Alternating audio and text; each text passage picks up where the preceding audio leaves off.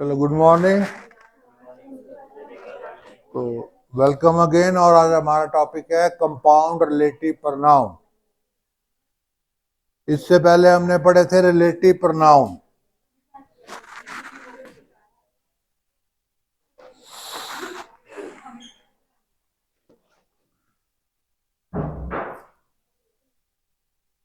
Compound relative pronoun क्या होते हैं बेटा? कंपाउंड का मतलब होता है जो चीज एक से ज्यादा चीजों से बन के मिलके बनी हो, उसे हम कंपाउंड बोलते हैं।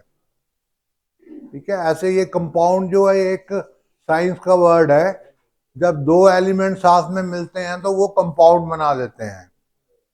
और यहां पे हम कंपाउंड बना रहे हैं कंपाउंड रिलेटिव प्रोनाउन। तो what are the compound relative pronouns? someone or something and also link parts of a sentence together।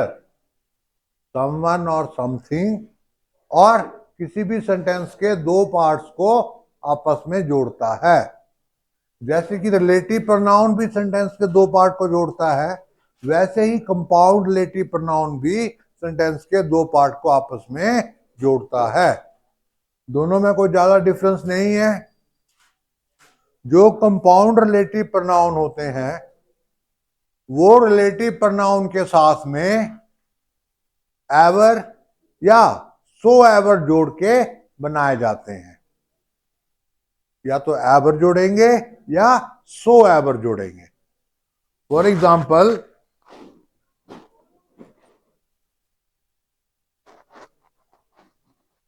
First is, अब यहां पे इन्होंने थोड़ी सी गलती कर दी है, मैंने ठीक नहीं करवाई है। इसमें ना स्पेस नहीं होगा। हु एवर जो वो एक साथ में इकट्ठा वर्ड है, राइट। बीच में ना जगह नहीं है खाली। हु एवर एक ही वर्ड है। हु सो एवर ये भी पूरा एक ही वर्ड है। हु भी, सो भी, एवर भी, दोनों का मीनिंग सेम है। Whoever and whosoever. Whoever refers to some person. ठीक है। Whoever refers to some person. जैसे कि हम बोले कि whoever will come to my house will be greeted. मेरे घर में जो कोई भी आएगा। हु एवर जो कोई भी। ठीक है। Whoever who will come to my house will be grated.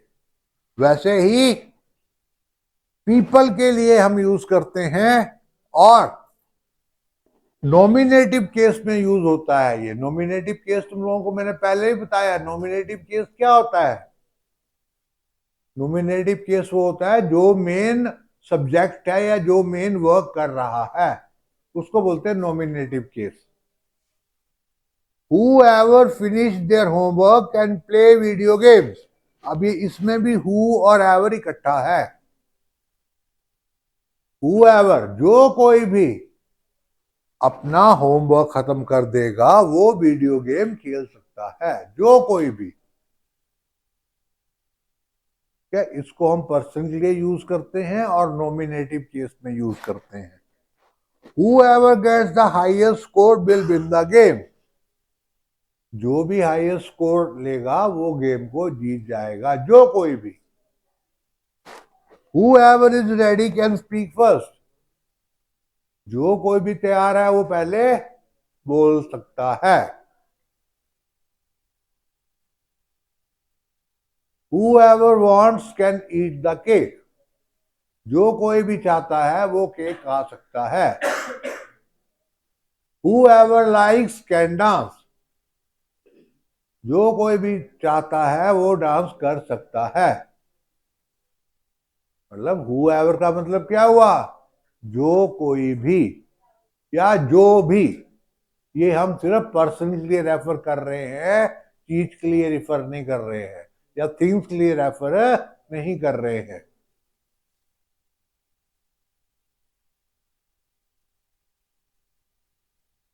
अब मान लो इसको मैं थिंग्स के लिए यूज करता हूं। Whoever ball is lying on the floor। तो उसका मतलब कोई नहीं बना। Whoever ball is lying on the floor। अब मैं बोलूं whoever can lie on the floor, जिसको भी चाहिए वो फ्लोर पे बैठ सकता है या लेट सकता है।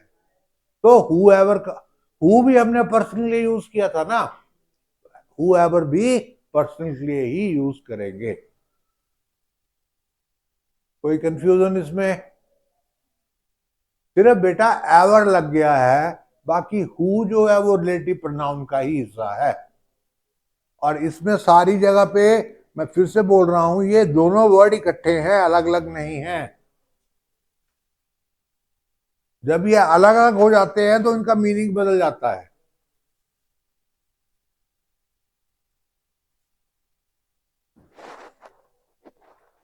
सेकंड इज विच एवर और विच सो एवर। विच हम किसके लिए यूज करते थे? थिंग्स और एनिमल्स के लिए। यहां भी हम विच एवर किस लिए यूज करेंगे? जब हमने चीजों के बीच में चॉइस करनी है। जब चीजों के बीच में चॉइस करनी है तो हम विच एवर को यूज करेंगे। You can sit in whichever chair you like. तुम जिस भी चेयर पे बैठना चाहते हो बैठ सकते हो। You can sit in whichever chair you like. और you can lie on whichever bed you want या यू लाइक, जो भी तुम बोल सकते हो। सेंटेंस मैं तुमको पहले बोला है कि छोटे छोटे सेंटेंस बनाना सीख लिया करो, लिख लिया करो। Which ever book you choose make sure it is interesting. जो कोई भी बुक आप चूज कर रहे हो मेक श्योर कि वो इंटरेस्टिंग है। Which ever book you choose make sure it is interesting.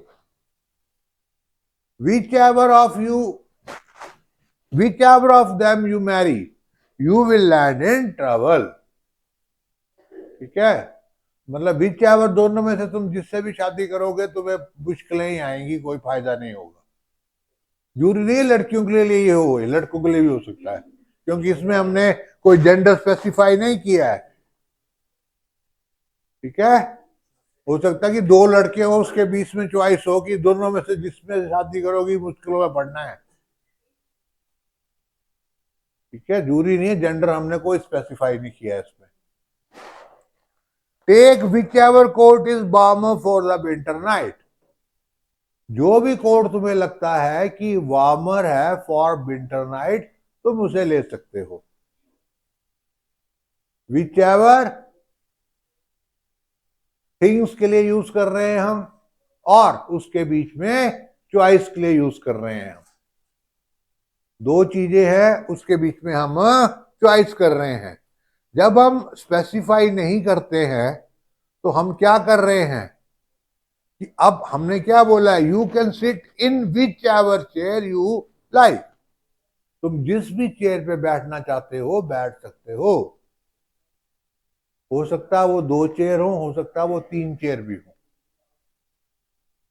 हमने ये नहीं बोला है कि हमने दो चेयर रखी है दो में से एक में बैठना है।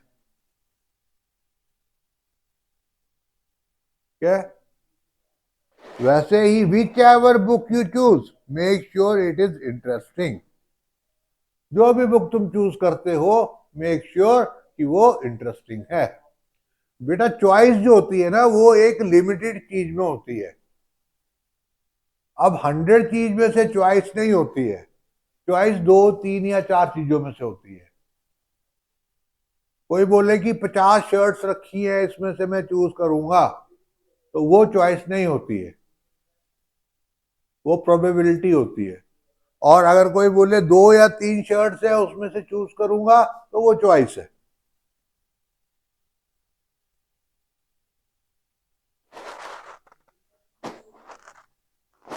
Next one is what ever और व्हाटसोएवर। थिंग्स और सिचुएशन के बारे में जब हम बात करते हैं तो हम वट एवर और व्हाटसोएवर को यूज करते हैं।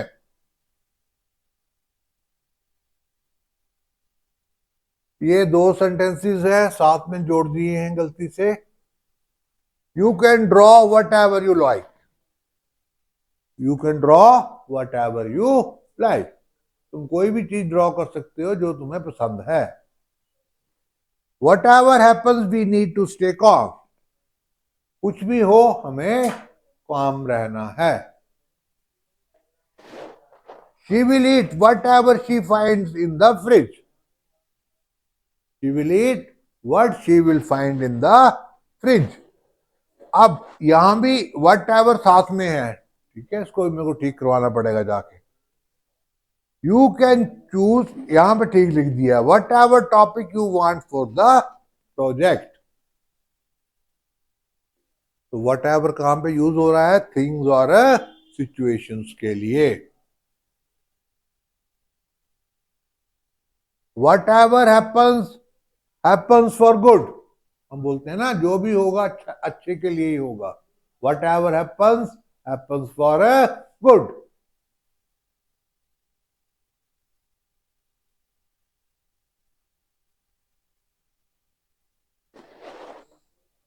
Next is whosoever or whosoever, any person whose is something or someone, कोई भी पर्सन जिसकी कोई चीज है या कोई आदमी है। whose, whose किसका,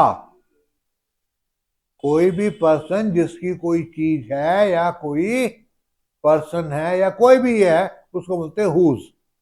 whose book is this, ये बुक किसकी है। whose pen is this, ये पेन किसका है। हम ये नहीं बोलते हु पेन इज दिस, हम बोलते हैं whose pen is this, तो ये पेन किस आदमी का है। The crown will rest on whosoever head the council deems worthy, कि क्राउन उसी के सर पे जाएगा जिसको काउंसिल उसके वर्दी, वर्दी का मतलब होता है लायक समझना, उसके काबिल समझेगी। She is worthy of getting the reward, उसको वो उसके लायक है या काबिल है रिवार्ड को लेने के लिए। वर्दी उसके लिए हम यूज करते हैं। whoever fault it is, he must now deal with the consequences, जिस किसी का भी ये फॉल्ट है टीम को अब उसका भुगतान करना ही पड़ेगा, जिस किसी का भी। whoever fault is this या whoever fault it is, the team must now deal with the consequences. We need to return this book to whosoever is written inside. हमें ये बुक उसे वापस करनी है जिसका नाम हमने बुक के अंदर देखा है या जिसका नाम बुक के अंदर लिखा हुआ है। whosoever जिसका या whosoever, ये अब इनका मीनिंग यहां पे सेम है, इसलिए हमने यहां पे ब्रैकेट में हर जगह पे लिखा हुआ है whosoever, that means whosoever and whosoever are equal.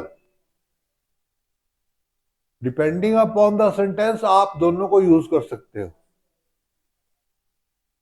और फिर से बोल रहा हूं, कभी अगर ऑप्शन आएगी तो दोनों ऑप्शन नहीं आएंगी, या तो whosoever आएगी या whosoever आएगी, क्योंकि दोनों का मीनिंग एक है तो दो ऑप्शन एक जैसी नहीं आ सकती हैं। वैसे ही या तो हु आएगा या whoever आएगा। हु कोई, whoever कोई भी।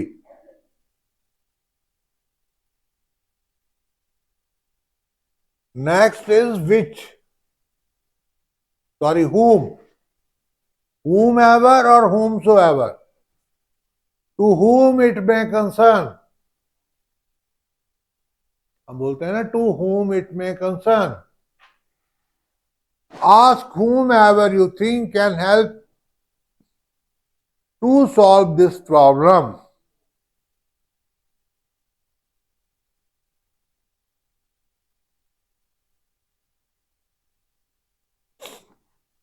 ask whomever, तुम जिसको भी तुम्हें लगता है कि वो इस प्रॉब्लम को सॉल्व कर सकता है, आस्क whomever। whomever मतलब क्या हुआ? कोई भी।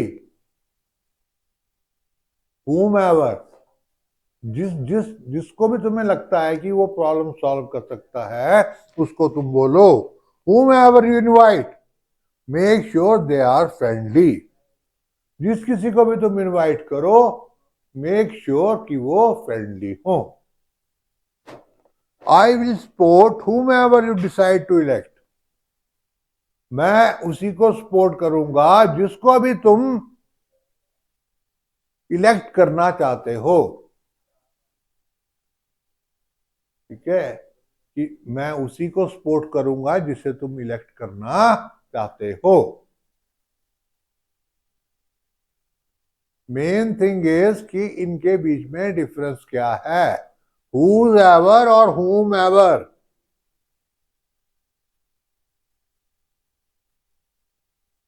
हुज और whom में क्या डिफरेंस हो सकता है?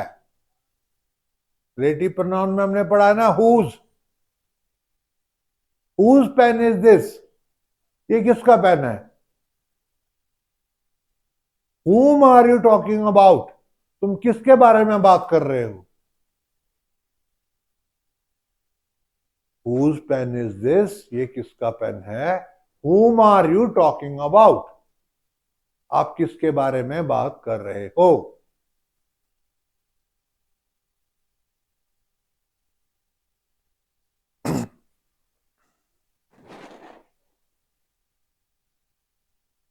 अब आया, तुमको एक बार पहले मैंने बताया था कि ऐसे सेंटेंस आते हैं जहां पे हमें ये प्रॉब्लम आ जाती है कि हम उसमें दैट यूज करें कि विच यूज करें। दैट जो है वो किसके लिए स्टैंड करता है? थिंग्स, एनिमल्स और पर्सन के लिए। और विच किसके लिए यूज होता है? एनिमल और थिंग के लिए। The book which is on the table is mine, एक सेंटेंस ही है, कोई गलती नहीं है इसमें। Second, the book that is on the table is mine, दोनों थिंग्स है, बुक थिंग है ना, विच भी लिख सकते हैं, दैट भी लिख सकते हैं हम दोनों के लिए। अब यहां पे हमने क्या लिखना है, विच लिखना है कि दैट लिखना है? मान लो दोनों ऑप्शन हमें आती हैं क्वेश्चन में। क्वेश्चन ये है फिलिंग द ब्लैंक्स, उसमें विच भी आता है, दैट भी आता है, हु भी आता है, हुज भी आता है। तो तुम लोगों को हु और हुज छोड़ दो, विच और दैट में से तुमने क्या लिखना है वहां पे?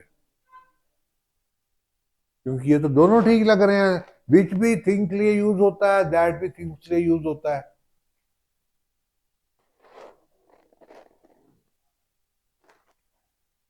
अब हमें पता है दैट किस लिए यूज होता है, पीपल, एनिमल्स एंड थिंग्स के लिए। सबसे पहली बात, अगर हम पर्सन की बात कर रहे हैं, किसी आदमी की बात कर रहे हैं, तो विच और दैट में से सिंपली दैट ही यूज होगा। ठीक है, अगर किसी पर्सन की बात हो रही है तो। अब क्या क्या स्टेप है चूज करने के लिए कि दैट यूज करना है कि विच यूज करना है? अगर वो एनिमल या थिंग है तो हम दैट भी यूज कर सकते हैं और विच भी यूज कर सकते हैं, अगर वो थिंग या एनिमल है। और अगर वो पर्सन है या ग्रुप ऑफ पर्सन है तो हमको सिर्फ दैट ही यूज करना है। पर्सन के लिए हम सिर्फ दैट यूज करेंगे, और एनिमल और थिंग के लिए दैट भी यूज हो सकता है और विच भी यूज हो सकता है।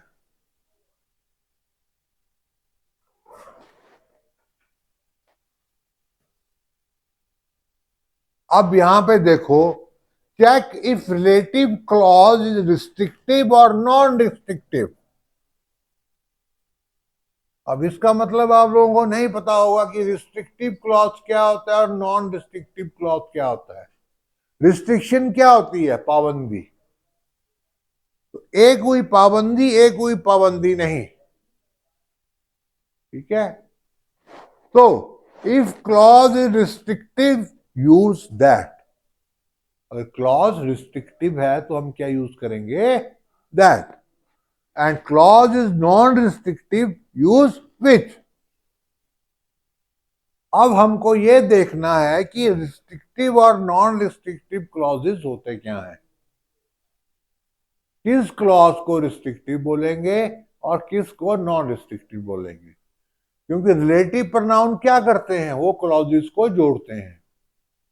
डिपेंडेंट क्लॉज को इंडिपेंडेंट से क्लॉज से जोड़ते हैं वो। अब सबसे पहले आते हैं हम लोग, रिलेटिव प्रोनाउन क्या होता है? That are use to introduce are relative clause, जो कि एक रिलेटिव क्लॉज को इंट्रोड्यूस करने के लिए यूज होते हैं, उनको रिलेटिव प्रोनाउन बोलते हैं। A relative clause है type of a dependent clause, जो कि नाउन हो सकता है और नाउन फ्रेज हो सकता है। सिंपल चीज है कि प्रोनाउन क्या होते हैं? जो नाउन को रिप्लेस करते हैं। हम यहां पे बोल रहे हैं relative clause is a dependent clause, कि वो दूसरे के ऊपर डिपेंड कर रहा है। That relates to a noun और अ नाउन फ्रेज। क्लॉज और फ्रेज में ये डिफरेंस होता है बेटा कि क्लॉज जो होता है वो ज्यादा थोड़ा सा लंबा होता है, और फ्रेज जो होता है वो सिंपल बता रहा हूं अभी मैं, तो थोड़ा सा छोटा होगा। और बाकी जो मेन डिफरेंस है उसका भी तुम्हें पता चलेगा। A dependent clause a clause that has a subject and a verb. Subject भी है उसके पास, वर्ब भी है, but is unable to stand independent. मतलब उस सेंटेंस के पास सब्जेक्ट भी है, वर्ब भी है, पर वो अकेला स्टैंड नहीं करता है। मान लो मैं यहां पे लिखता हूं आई हेट। अब यहां पे मेरे पास सब्जेक्ट भी है और वर्ब भी है, पर ये अकेला स्टैंड नहीं कर रहा है। आई हेट क्या, आगे मैंने कुछ नहीं लिखा है, नहीं लिखा ना या कुछ भी, तो ये अकेला स्टैंड नहीं कर रहा है, तो ये एक डिपेंडेंट क्लॉज है। ये जो इसके आगे मैं लिखूंगा उसके ऊपर डिपेंड है ये कि आगे क्या लिख रहा हूं मैं।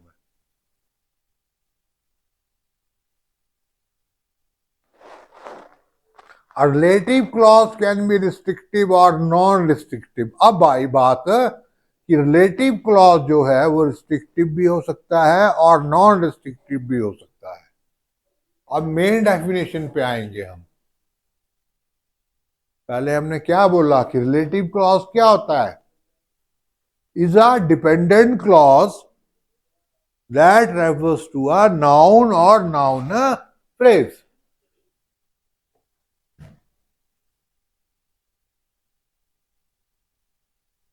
A restrictive clause is necessary to understand the full meaning of the sentence. Restrictive clause जो है वो जरूरी है किसके लिए? To understand the full meaning of the sentence. उसके बिना सेंटेंस जो है वो स्टैंड अलोन नहीं हो सकता। मतलब उसके बिना सेंटेंस अपने आप नहीं, उसका कोई मीनिंग निकलेगा। और इसमें हम कोमा यूज नहीं करते हैं रिस्ट्रिक्टिव क्लॉज में। फॉर एग्जाम्पल, द डू नहीं, यहां डॉग होगा। That has the blue collar is mine. The dog that has the blue collar is mine. अब इसमें तुम देखो, यहां पे इसको मैं अलग कर देता हूं,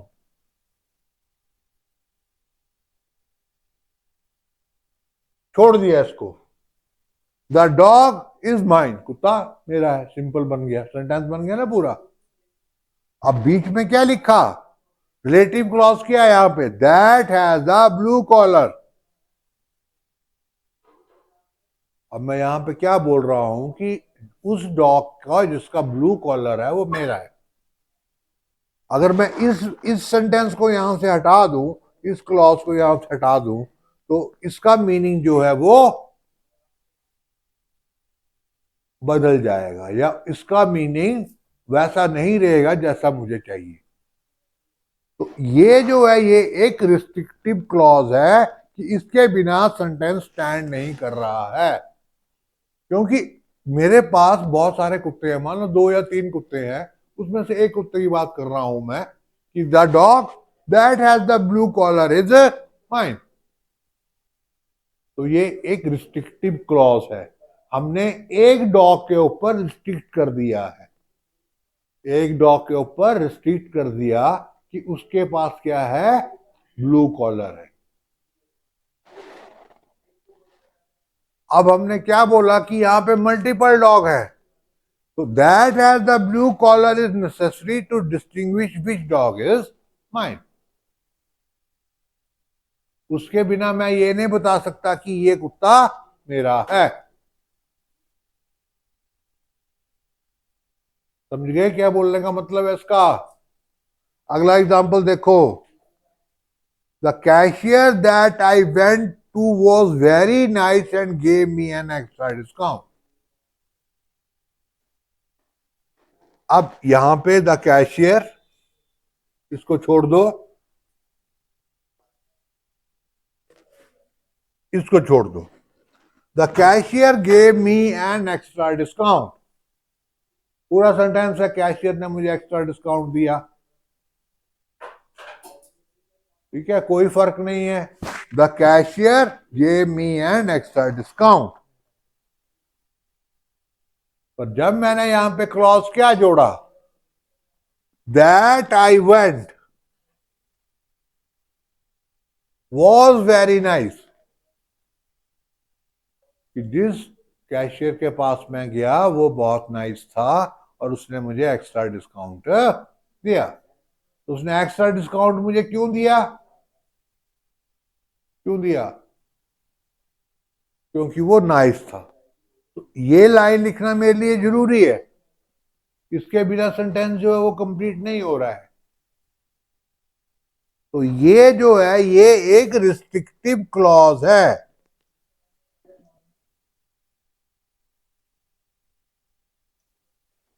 इसके बिना सेंटेंस अपने आप में स्टैंड नहीं करेगा। She accidentally ate the bread that was moldy. अब यहां तक तो ठीक है, she accidentally ate the bread, वो खा गई ब्रेड को। एक्सीडेंटली एट द, गलती से खा गई। अब गलती से तो कोई ब्रेड खाता ही नहीं है, ठीक है, जो खाएगा वो अपनी मर्जी से खाएगा। तो उसने जो गलती से कोई चीज हम करते हैं वो गलत चीज होती तभी गलती करते हैं। तो जब तक मैं यहां पे ये नहीं लिखूंगा दैट वाज मोल्डी, मोल्डी का मतलब होता है जो ब्रेड मान समझो खराब है। तो she accidentally ate the bread that was mouldy. अगर मैं दैट वाज मोल्डी नहीं लिखूं तो क्या होगा, she accidentally ate the bread, क्या मतलब बना इसका?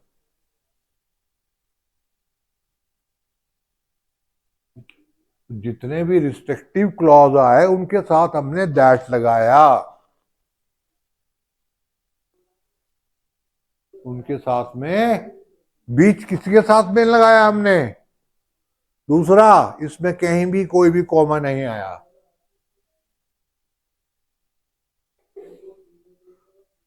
अगर मैं यहां पे she accidentally ate the bread which was mouldy कर दूं तो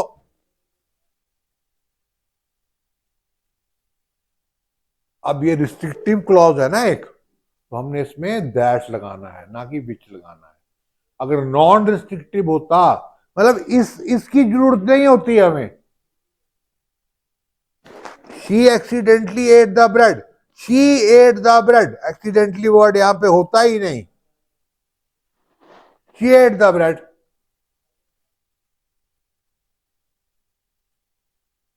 पर जो एक्सीडेंटली वर्ड यहां पे लगा इसका मतलब है कि कोई गलती हो गई।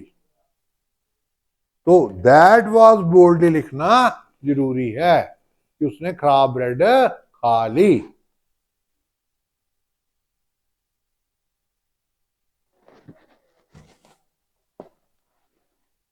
नॉन रिस्ट्रिक्टिव क्लॉजेस क्या होते हैं? ये जरूरी नहीं होते हैं to understand the full meaning of the sentence, and they uses commas, should be preceded by a comma. अब our kitchen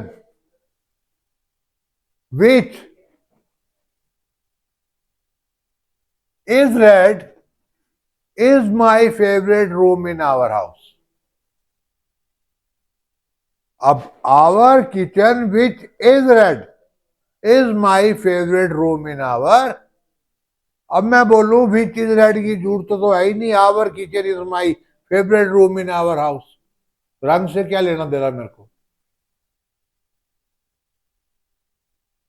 अब ये वर्ड जो यहां पे लिखा which is red, it is not necessary to understand the full meaning of the sentence.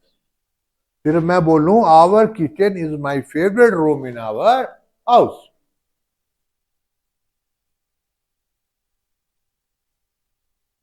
और मैं ये ना लिखूं which is red, तो भी सेंटेंस कंप्लीट है। तो यहां पे हमने क्या यूज करना है? which, ना कि that। मतलब जब हमें लगे कि ये चीज जरूरी नहीं है, which के आगे का क्लॉज या that के आगे का क्लॉज जरूरी है, क्लॉज जरूरी है तो that, क्लॉज जरूरी नहीं है तो which यूज करना है। नेक्स्ट, अब kitchen is red is not necessary to understand the full meaning of the sentence. I forget my notebook which is covered in brown paper at school. अब simple सी चीज है कि मैं अपनी नोटबुक भूल गया हूं स्कूल में, तो मुझे यह बताना जरूरी नहीं है कि वो किस में कवर थी, ब्राउन पेपर में कवर थी। ठीक है, तो ये बताना जरूरी नहीं है कि वो ब्राउन पेपर में कवर थी। तो हम सिंपल बोल सकते हैं कि जो मैं I forget my notebook at school which is covered in brown paper बोलने की जरूरत नहीं है।